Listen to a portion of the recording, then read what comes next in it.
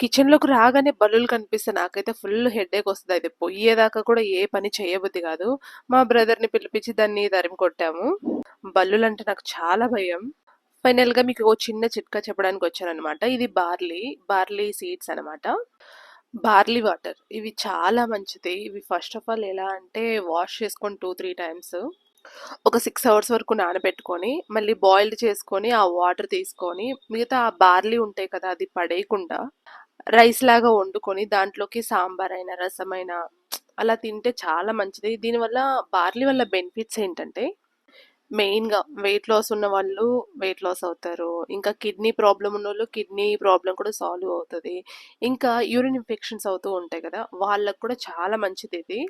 హాస్పిటల్స్‌లో గూడా ఎక్కువగా ఇస్తుంటారు ఈ బార్లీ వాటర్. అంత మంచిది. హీట్ కూడా చాలా తొందరగా తగ్గిస్తది. మీలో ఎవరికైనా ఇలా ఉంటే ఒకసారి యూజ్ చేసి చూడండి.